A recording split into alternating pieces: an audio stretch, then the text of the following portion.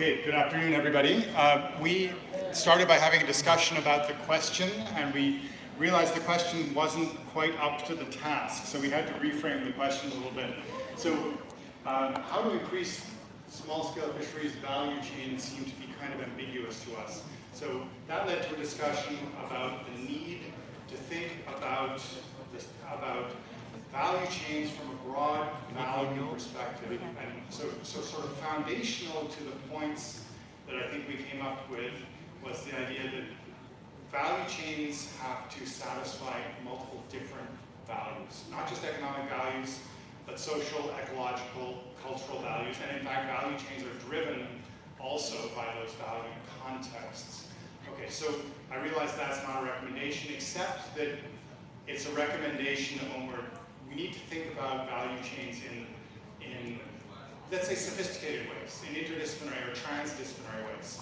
Okay, so that's the foundation on which we had our discussion. So then I'm just going to go through a series of more specific points about enhancing value chains to support small-scale fisheries. So the first point was simply that there's a vast diversity of experience, of practice, in terms of engaging with economies, and that there's a lot of opportunity for comparative learning.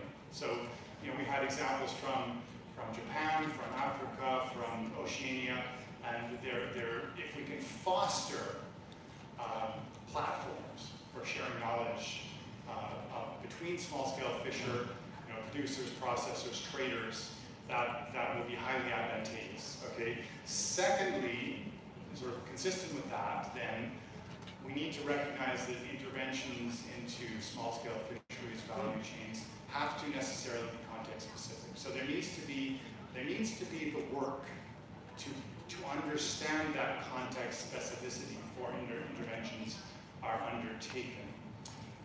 So that relates to a third point then, that research is a necessary part of action. Research has to be built in intelligently to interventions in value chains. And that research has to be done in a transdisciplinary way. It has to be done in collaboration with fishers and with economists, but also with other social scientists and with representatives from government organizations as well.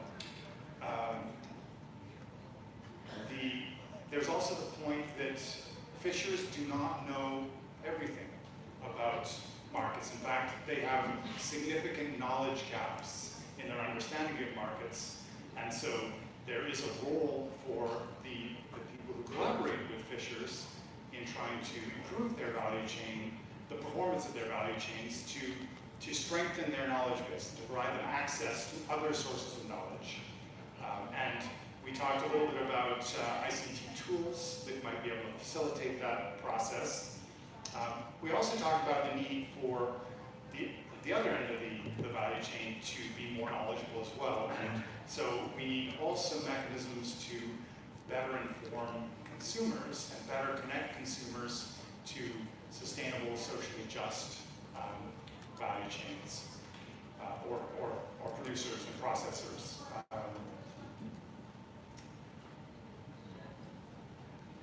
Right.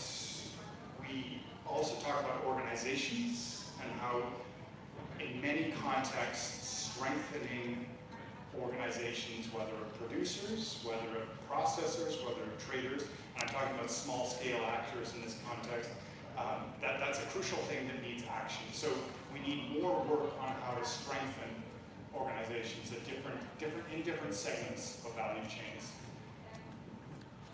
We also talked a fair bit about middlemen, because middlemen are the classic bad guys in studies of fisheries, but we have to also understand that middlemen often play a very important role, and they provide some of that information that producers often don't have. So there are many contexts in which middlemen actually facilitate the operation of value chains, and they're not, they don't engage in strictly exploitative relationships with fishers. So again, this is a call for nuanced understandings of how value chains operate, and I would say a call for the importance of social science engagement in value chains. We we need to also foster the capacity of participants in, small-scale participants in value chains to adapt to changing context. Markets, environments are dramatically changing things, and so yeah, that's there's one more. Yeah. Thank you. Crucial value chains are gender and age distinctions. Gender is absolutely fundamental and has to be integrated throughout the process of understanding and designing interventions for value chains. Thank you. We're going to have a lot of projects, so let's just make sure we get all groups in. Maybe the learning circle can go next, simply because it's mentioned about the comparative learning and the platform. Microphone there too, so let's run it quickly. Thank you. So we were talking that it's very important that we identify the learning circles and platforms that are out there, just to start connecting and to see what efforts are going on right now. And there were some, we mentioned about the Blue Solutions and the global framework that FAO has to support the implementation of the guidelines. But we also talk about, in addition to the regional and global platforms and learning circles, we need to create the spaces at the national level that are conducive to learning. That it may be that governments won't be likely to share power, but we may find like some officers that are willing to do it. And also, and in terms of the learning circles, we need to anticipate that this is about trust building, power sharing, and institution building. So in order to make the circles effective, we cannot avoid going community by community and working around specific problems and specific solutions, so for people to really see the benefits of the guidelines. And we were talking about the key role of women, that they can be key in the implementation of the guidelines, and we need to touch on the human rights dimension, because it's a really key factor for the learning groups. And so at the end we concluded that we need to work at multiple levels, that we need to do that in order to get to communities engaged and empowered, and in order to get governments on board. Yes. Thank you very much for that concise. Well say. Next group. Come on. Oh yes, long-term interventions by Chris. Looking good in blue. Thank you for the t-shirt. Our group, as was mentioned, we are focused on long-term interventions, funding mechanisms related to that. So starting out, the first point I want to make that we came to is that wealth is a representation of power. Second, we need to determine where wealth is currently located and shift that wealth to where it is needed. Third, we need to engage the communities from the beginning of whatever intervention we use in the context, using context specificity, and then from there, helping communities and engaging them in local projects, with those projects being funded by those communities, exerting their power through the wealth of the projects they want to support. And then finally, moving from a community level further up the scale, there's a requirement for different funding mechanisms at a local, at a regional and a national level than that at a local level. And those could be anything from trust funds that were mentioned to taxes on foreigners as they come into the country, and then those are put back on the communities. That is all I have to say. I love to be short and sweet, and hopefully we can move on on to the next learning circle. Thank you. Thank you very much. Good job. Thank you. Next group. Which one? Yes, harvesting strategies over here in colors.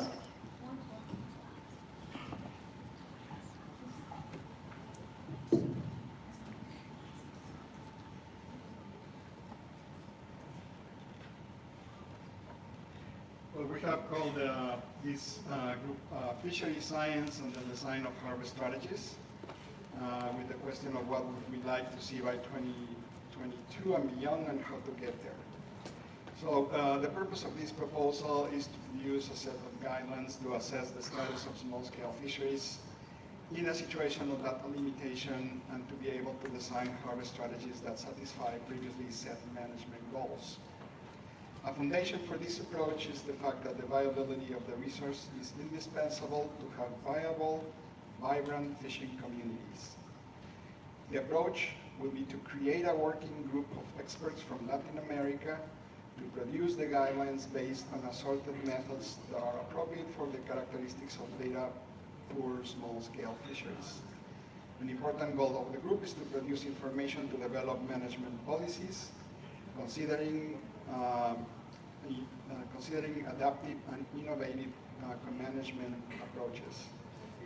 The first step is to identify this group of experts that can offer analytical approaches, and to convene in the near midterm. And the group shall review what methods and approaches are already available and the scope of possibilities and limitations. Methods and approaches can be quantitative, semi-quantitative, and qualitative. They can be single species, mixed species, ecosystem, and have different levels of complexity. The group would understand the concept of harvest strategy as a set of actions that include the definition of management goals and management units, the identification of approaches to assess the status of stocks and the performance of the fishery, the data needs to satisfy the requirements of the approach, assuring the participation of fishers and the inclusion of their knowledge, considering the use of databases already available to determine assessment approaches, the definition of reference points to make decisions about the status of stock, the construction of procedures to facilitate decision-making, which can include control rules or other feasible mechanisms, discuss feedback mechanisms and the evolution of the systems. The group will also search for ways to effectively communicate in simple language the results to managers, fishers, and other stakeholders. We expect that the group will produce a report of this process by 2022. Ooh, how nice. That's the beauty of working in a small group. You get a lot done. Okay, thank you for that. Next, Paul would tell us about Blue Justice. Thank you. In this group of the Blue Justice, we could summarize our discussion into 4 main areas or 4 main points. And the first one is that in order to ensure Blue Justice, there is need to introduce education on access rights of SSF from at all levels of school.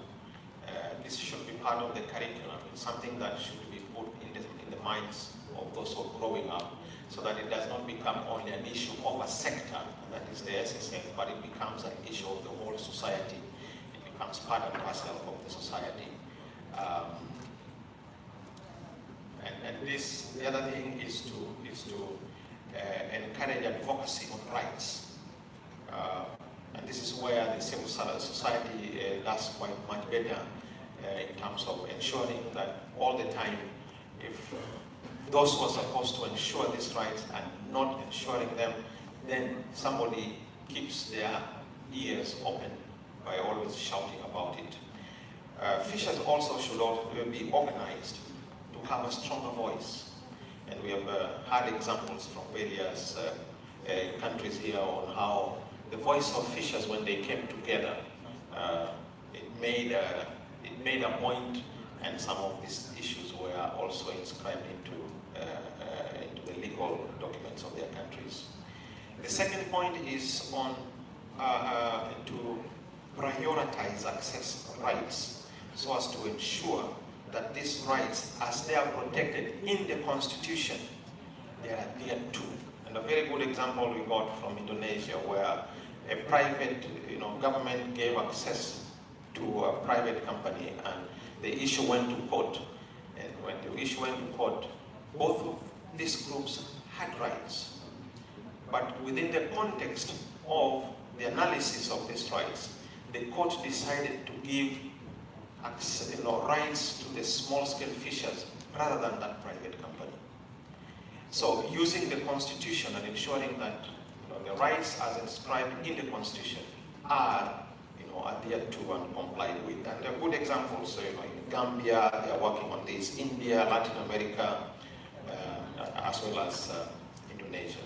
The third point that we came up with was to, we need to bring this discussion of SSF rights to the human rights professionals. There are those who are human rights. Every day they will look at how human rights are violated, how human rights are ensured.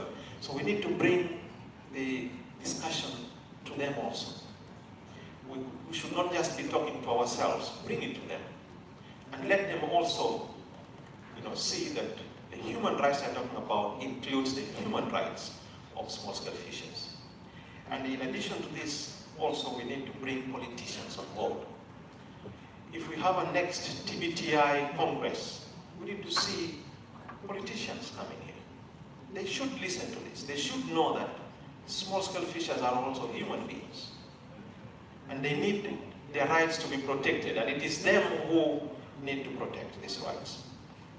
But then we also asked ourselves, then how do we raise resources in order to ensure that human rights are protected? And a number of issues came up. And one is to build relationships with conservation groups. We have various conservation groups whose interests are for protection, in terms of the conservation, but they also protect the communities that live within those protected areas for conservation purposes. Let's build relationships with them. Let us build relationship with those who buy, like for instance the restaurants, they buy fish from small-scale fishers. Build relationship with them. They can be part of the community that also put in resources to protect the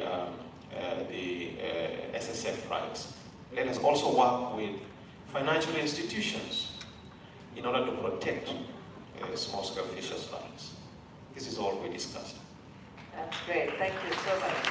So, perhaps we can ask the governance group to respond and see, because they are really addressing a lot of issues that maybe get discussed in your group. For this group, please.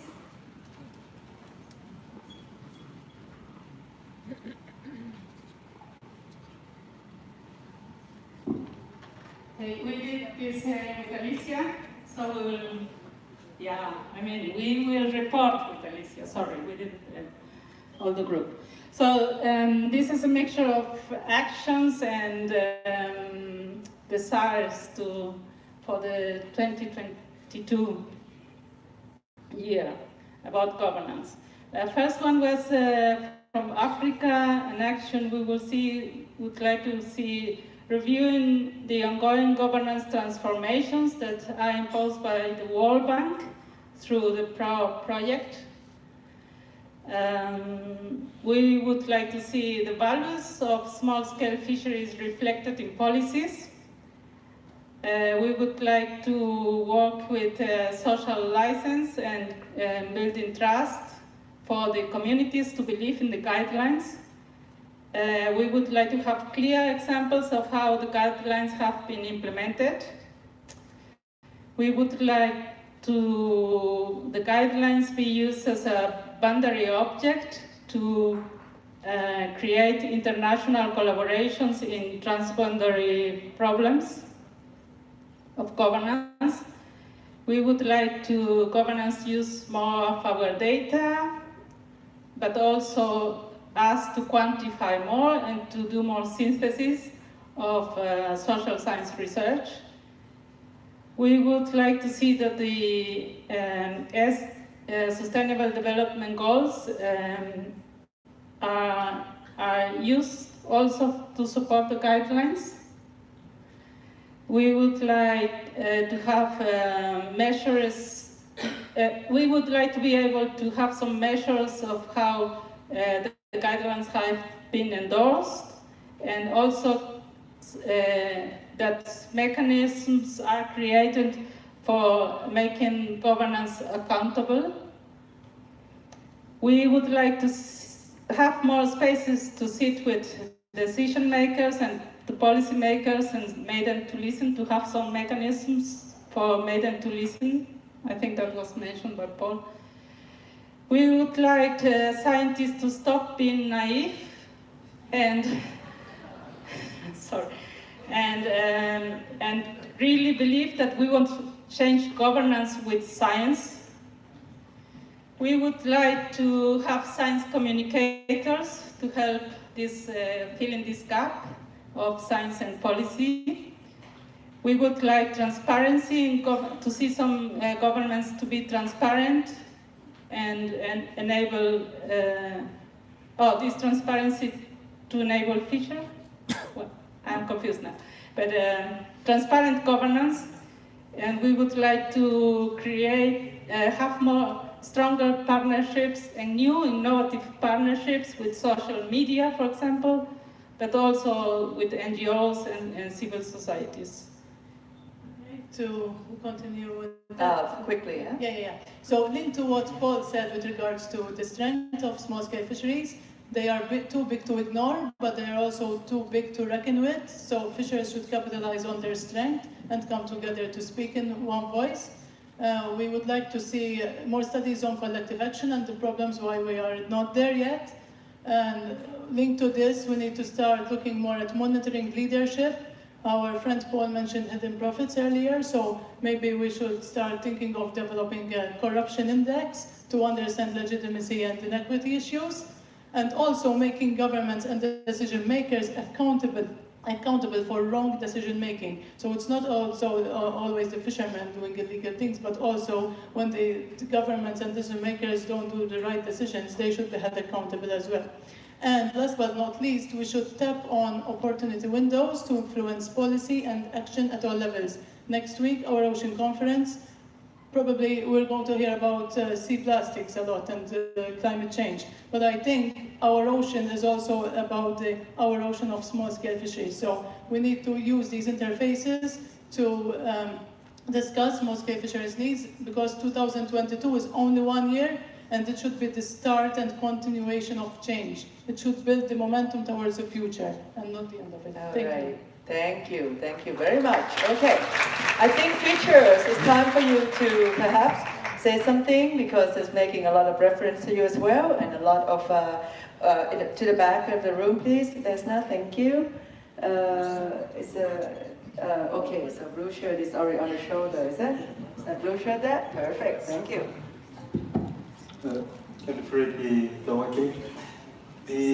First, I'd like to thank the organizers for allowing the space for fisheries to be able to talk and raise our views.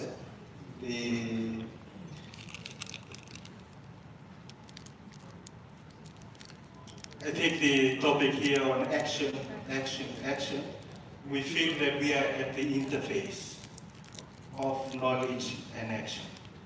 And thank you for the pressure. We will go to work from Monday next week. We feel that we will go, our commitment is to go and mobilize our communities to be able to implement governance, science, and market and everything that we've heard here. So come 2022, we will have more and new knowledge to be able to share. These are some of the things that the group here have come up with and like to share on what we would like to see by 2022.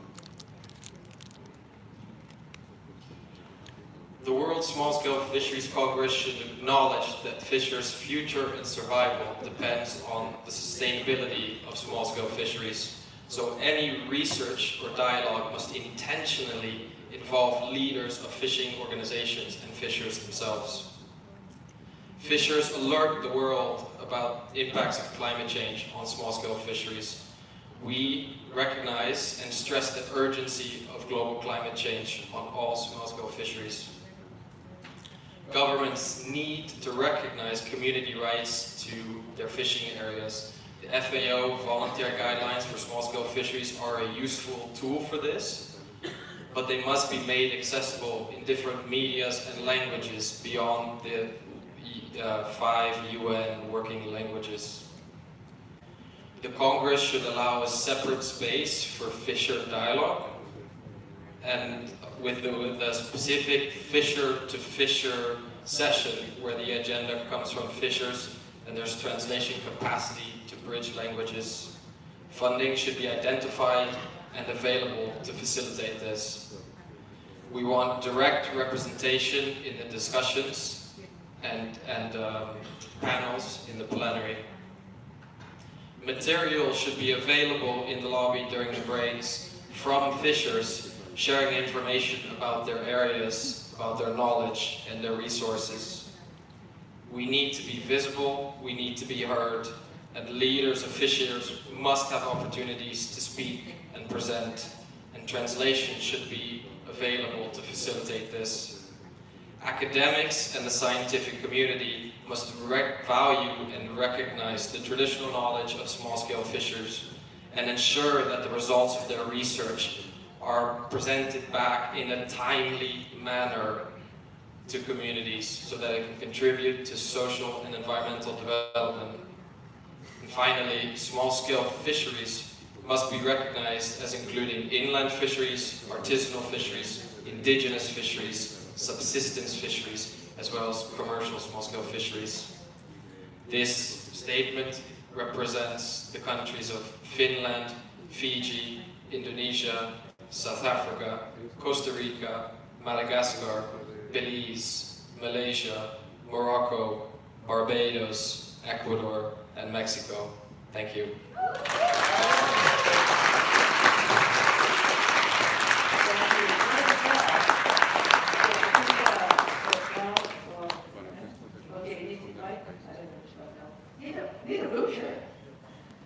For presenting that. Thank you so much. Now the final group would be the value, the conceptualization, the small, etc., etc. Microphone here, please.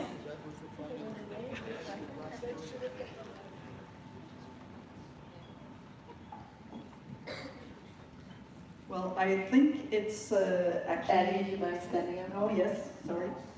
Hello, everyone. I think it's actually a good timing that we're presenting right after the Fisher Circle, because we've been mostly talking about how can we talk about small-scale fisheries in a way that where fishers and the community, the fishing communities, will be able to recognize themselves.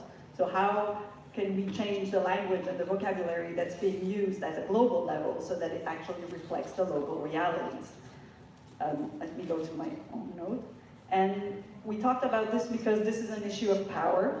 The words that we use and the terms that we use will influence what is done and also what we think can be done. And ultimately, it defines if the decisions will be taken to strengthen or replace fishing communities. However, there are inherent problems with trying to define concepts. And there was quite a big discussion on to define or not to define and why we want to define, because of course what is a small-scale fishery is relative, it is dynamic, the communities will change, and also these meanings are relative. We mentioned quite a few aspects to consider in those definitions. First of all, we talked about, should we go broader than just the fishery? Should we start looking more at communities so that we can encompass the gender dimension, which is often, for women, their contribution will often be on land and not necessarily on the water. Also, how the communities define themselves, what is their history. So should we be talking about broader concept? And also, we need to be able to have definitions that will capture the diversity of small-scale fisheries. And another point that was important to consider is that how we talk about small-scale fisheries has to be critical about what threatens those communities, namely neoliberalism and capitalism. And these discourses also need to be contextualized with other discourses that are happening, such as conservation, but there are many others. And finally, one of the big points that was made is that our language has also a moral dimension. So for example, small has a connotation of diminutive. It's more, so maybe we should use another word than small. And so in terms of actions, yes, we have to think about the vocabulary that we're using and the definitions, but also we need to challenge the language that is already being used by all actors. So government, NGOs, but also academics. And this also includes how we define ourselves as scientists. Like, do we still want to have a connotation of being advocates for social justice as being something that's sometimes seen as bad? And finally, something that was quickly mentioned at the end is that maybe we should look at what's happening on the side of Indigenous people rights as inspiration of how we can maybe try to change the discourses that are happening in small-scale fisheries. Thank you very much, Marty and David. So at the start of this report out, I was writing notes, and now I know that that's a hopeless attempt. So rather than me trying to say anything to summarize, I would rather invite anyone else who has anything else to say, to add to anything you've heard. You come to the microphone, and you don't have your blue shirt, you're gonna get one. Okay, so what else do we need to say? We have 5 more minutes before we wrap up. So hands up for anybody who would like to, anything at all that you'd like to say. Yes, Vivian. Microphone, please. Sorry, just about what we're talking about here. Now, action. I would like to suggest that for the Congress in 22, we bring fisher youth, and to have presence of young people that are really coming into, the fishing world, that could also have a space to speak and to share their ideas into the future. Thank you. Good. For Vivian. Anybody else? Yes, over there. Sorry, I can't see very well. Just say what your name is. Hi, I'm Clara from Western Australia. I just had a proposal too for the next conference. I was wondering if we could invite private companies or chains or like seafood chains or restaurants or these type of businesses that might have power and a big voice, and they could maybe push towards valuing small-scale fisheries. That's it. That's great. Thank you. Thank you for that suggestion. Anybody else? Yes? Okay, so 2 more here on this end, and then 1 more on the back there. Okay, so microphone please. The other one too. Yep, go ahead. Hi, so my name's Erica, and I am a scientist from UC San Diego in the United States. And in our group, we talked a little bit about governance and how even with an abundance of scientific data, that doesn't always get parlayed into effective policy. I still think that it's a start. So I think one action piece that either all the scientists in the room can do, or even some of the fishers or science communicators can do themselves or encourage others to do, is to sign up for the Too Big to Ignore ISSF like database. So then at least we're not like redoing the same studies or just talking about the same things in totally different parts of the world and not recognizing that we all have good ideas that overlap. Thank you. 2 t-shirts for Erica. Okay, so another comment here. Thank you, Ratana. I'm Editor Lupanga from Tanzania, working with EMEDO, a local organization, but also which is part of African Network of Women Fish Processors and Traders, and also the World Forum of Fish Harvesters and Fish Workers. For the coming conference, I would like to also see more of the presence of women fish workers, fish harvesters, processors, and traders. And even if it's not possible to have them physically here, but their experiences through the documentation of their work is very important, because here we are saying the role of women is very significant, and it's true, they're playing a very important role, but where are they? Yeah? So it's really important to have this kind of documentation, success stories or case stories, experiences here, so that people can understand and can really appreciate the work that women are doing. Thank you very much. Okay. Yes, and the back. Sorry, go ahead. Gracias. Gracias. Gracias. Por favor. Primero que nada, quiero agradecer a la organización, a los que hicieron posible que esté aquí presente en este congreso. Mi nombre es David Chacón, soy pescador artesanal de Costa Rica. Y en este momento lo que tengo claro como pescador artesanal es que la próxima semana regreso a mi país, agarro mi embarcación, agarro mi panguita y me voy a ir a pescar. Eso es lo que tengo claro nada más. Vivian.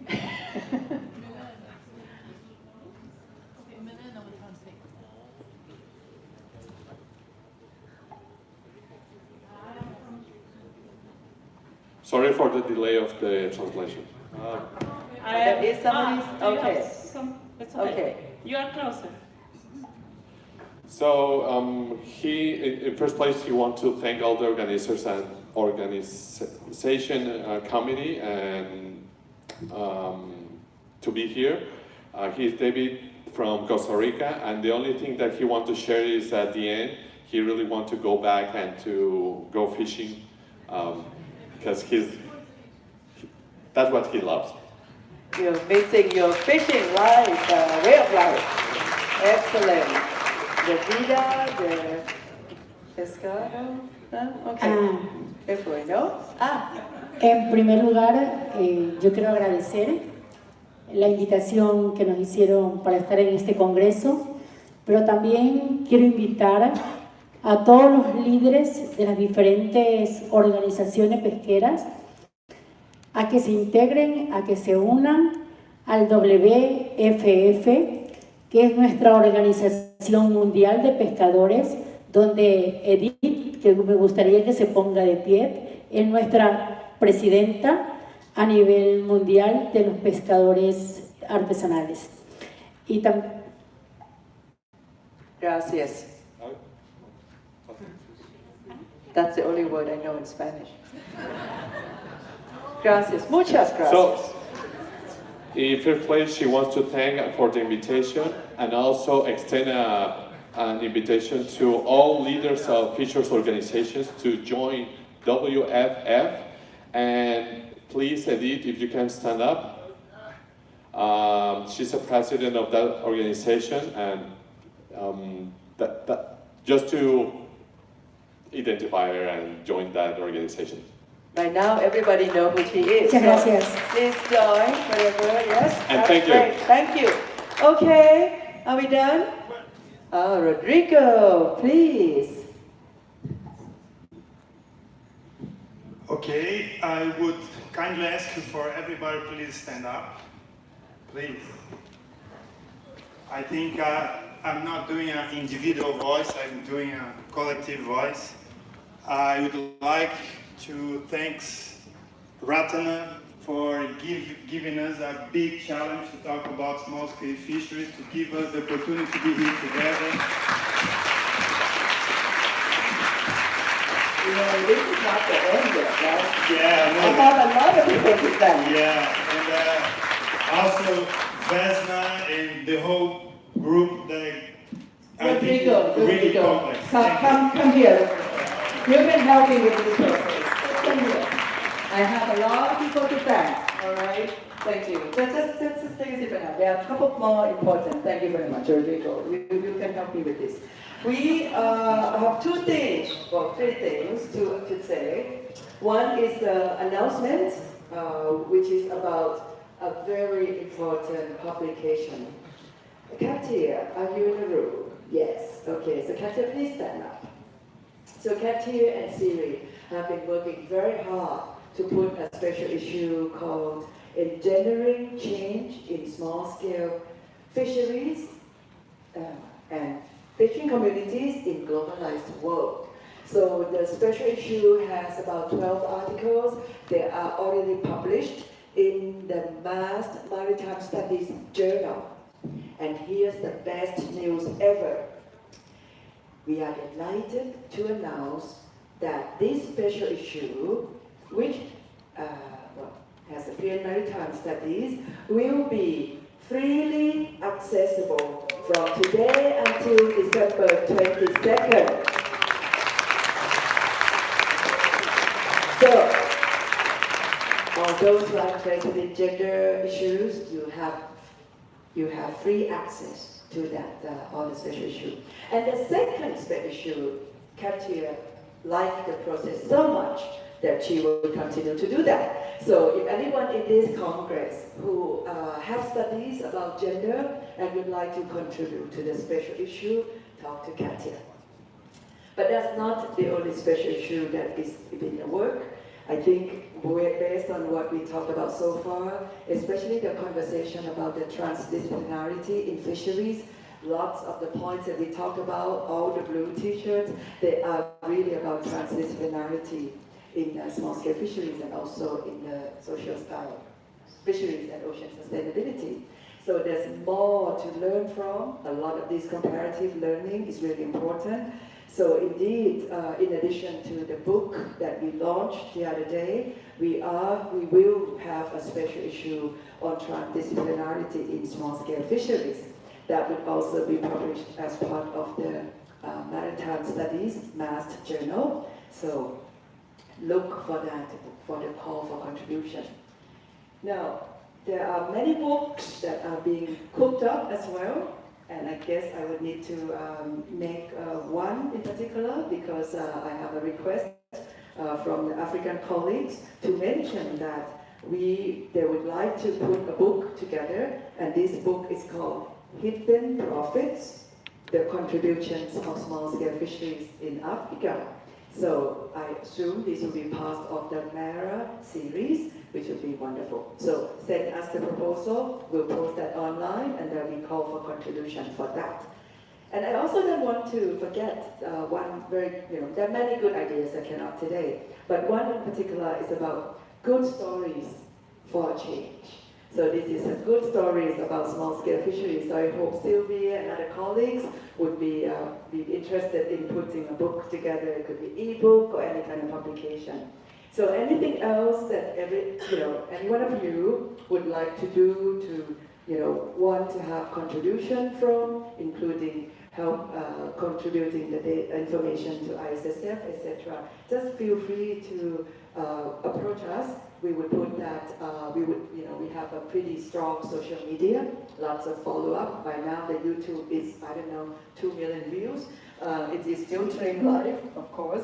So we will help you promote all those initiatives and keeping everybody together. I mean, we have come so far in making small-scale fisheries visible.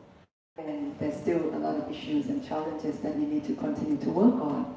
But a lot of wonderful achievements already by the mere fact that so many of us are staying until today. Last day of the Congress, 5:30.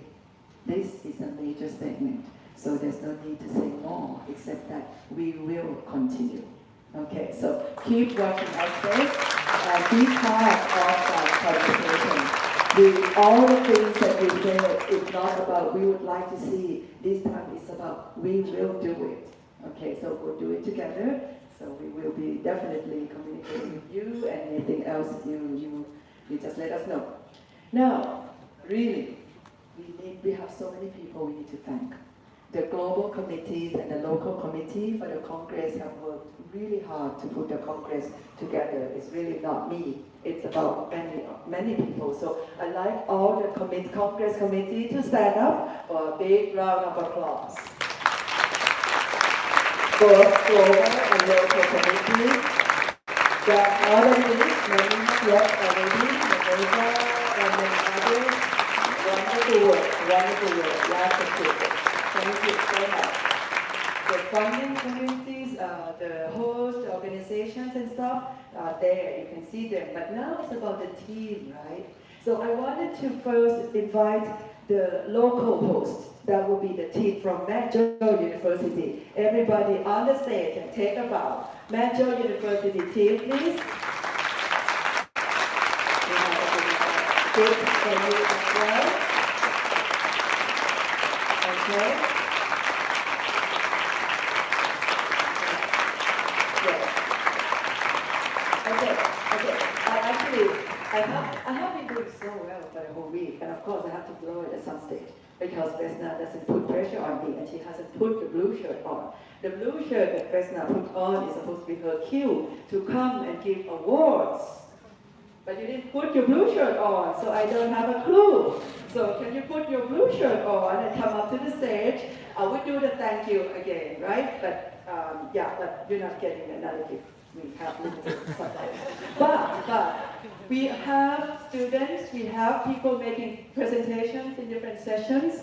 So we do have awards for the best student paper and the best speed presentation and the best pesca. Good job. Vesna would announce the award. Okay, great.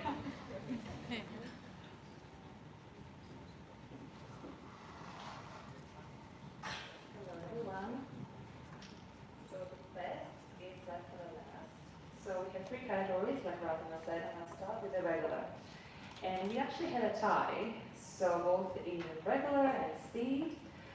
So what we decided is to divide the price, and the price is was supposed to be 300 euro for the springer, so they could, the person who won could go online and purchase the book. So we decided to split that, and so we actually have three people who had the same amount of points. And so I'm going to start, and I'm going to call answer those winners. And so the first one is Maya Borgona.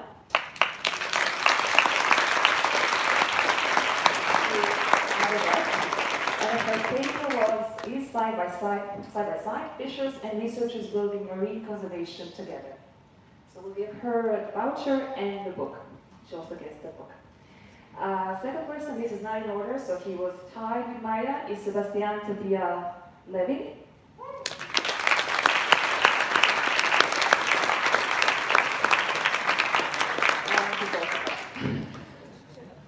His paper is called Interplay Between Different Dimensions of Adaptive Capacity Affect Fishers' Adaptation to Climate Change.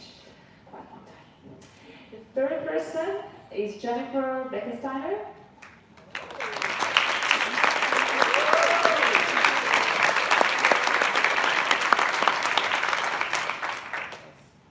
Jennifer's paper is called Unintended Impacts of the Chilean Turf Network on Open Access Areas.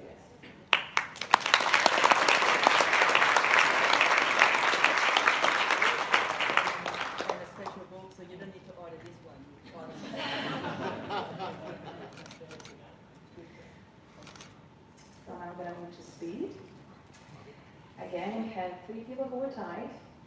And the first one is Rizkiana Vipananda.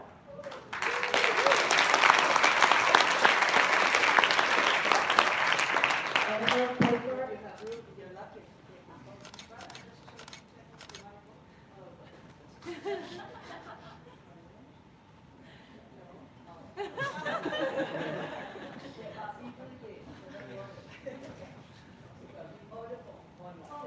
So Rizkiana's paper is called Drawing Invisible Lines, the Process of Boundary Making in Marine Space, a case study of governing paths in Labuhan, Lombok.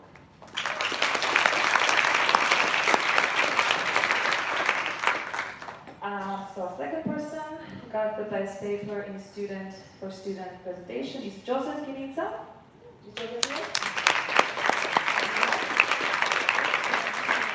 judgment paper is called Consideration for the Future of Small-Scale Fisheries in South Africa.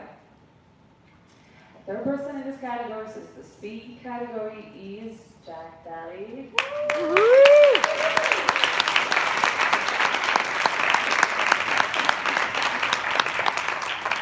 Jack's paper is called Community Responses to Global Trade, CETA, Sustainable Fisheries and Coastal Communities in the Great North Peninsula and Economic.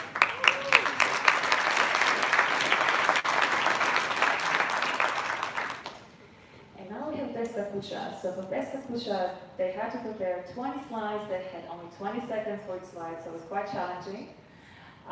We have a winner.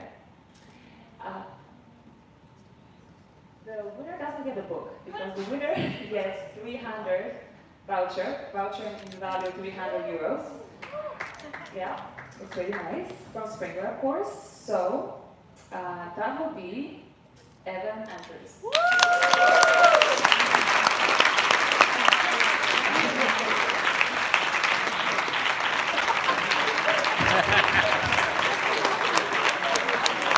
And Evan's paper is called Human Behavior and its Implications for the Governability of the Northern Shrimp Inshore Fishery, Newfoundland, Canada. And if you insist, we'll do it again, because it's only take 6 minutes.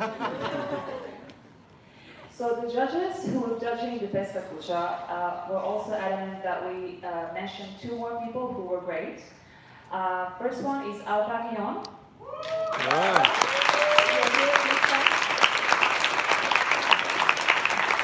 Alpa's presentation was called The Stock Barnacle Style in Europe, a comparison of bottom-up and the top-down management systems of Atlantic resources.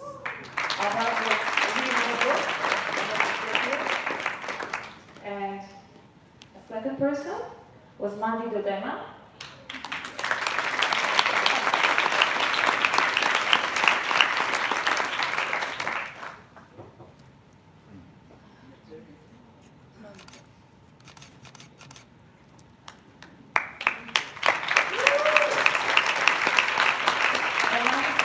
Called Tuna Middleman Practices, Response Dynamics to Trustability Interventions. So that was all. At the end, I would just like to thank our judges. There was a lot of papers, so we needed the help of many judges, and I'm just going to read their names. Thank you once again. So these were Katja Cahudes, Milena Arias Schreiber, Rodolphe Devier, Sheikh Wakitola, Lisa Madison, Charlene Walsh, Philip Loring, Sylvia Salas, Philly Lepata, and Maria Jose Caragap. Thank you.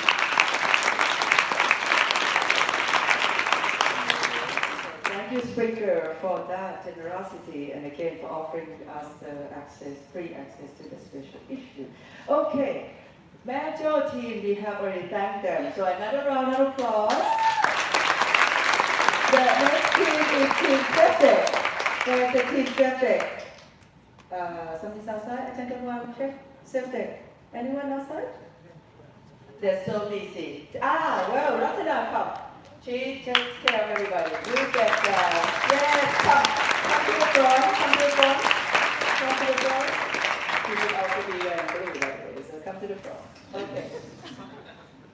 So thank you so much. Septic has been great at providing a lot of support, also during the field trip, and the registration and everything. Thank you. Now we have a lot of volunteers. Some of them are still around wearing this gray polo shirt. So I just wanted to maybe get Felipe. Why don't you come up here? All the volunteers, please stand up. Yes. And we have a group for you as well. So please stand up and come to the front. All the volunteers. Felipe, please stand up. If you don't have your shoes, it's not an issue. Please stand up and come to receive the gift from us. All the volunteers. Yes. Okay. It's not for you, huh? It's for everybody. Okay. Good. Now, there's another person from all that volunteer team as well that we also need to thank a lot, and that is Miguel. So, Team Miguel, go! Team Miguel has been working very hard to connect us with the world. So Team Miguel, you also need to come, and that is really for Miguel. So make friends with Miguel quickly. Team Miguel. Okay, now it's the final team, it's the Team TBTI. Yes? So Team TBTI, I want Team TBTI to be here in terms of TBTI, sorry, it is St. John's team, so the St. John's headquarters. Right, so all the team TBTI St. John's headquarters you cannot be here on your own, so everybody, you know who you are. Come on, Miguel, come. Okay, Miguel, come on, where's everybody? Well, there's more than that, okay. But the two are, of course, the most important people in the sense, because they have really done most of the work. And so, in addition to accept the gift for the team, TBTI St. John's, but then also we have a special gift from Mirella for helping with all the websites, social media, registration, and everything. And then you have a special gift from Vesna. Now Vesna, you're going to take a big right! Vesna.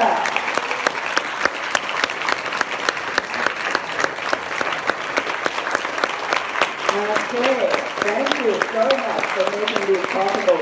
For all of us to be here, we will get too lost, and we will be with you next conference as well. Okay. For me, I could not have done that without the support of my family. So the person you have been saying hi to thought it was me. That's my sister. And of course, my nephew, who doesn't like to be, but he's a big boy for us and everything. So thank you. Okay. So 15 minutes to go, and actually. 10 minutes, huh? What time? See, she's still organizing that. What time enough to me to get to dinner? In 10 minutes out. We'll make it 15. So let's get our stuff quickly. If you're ready to go, there are a few books outside. You wanted to have the books, and if you come and say something nice to Vesna, you might get the blue shirt. Anyway, the books are there to be grabbed. We see you at dinner, so if anyone is ready to go, the van to go to dinner is already ready for you, so you go there, you get the food first, okay? Bring friends, there's a lot of space for everybody, so just please enjoy. We'll talk to you again there at the banquet. Thank you very much, everybody. You guys have been great. Send me an email. I'll send you the picture.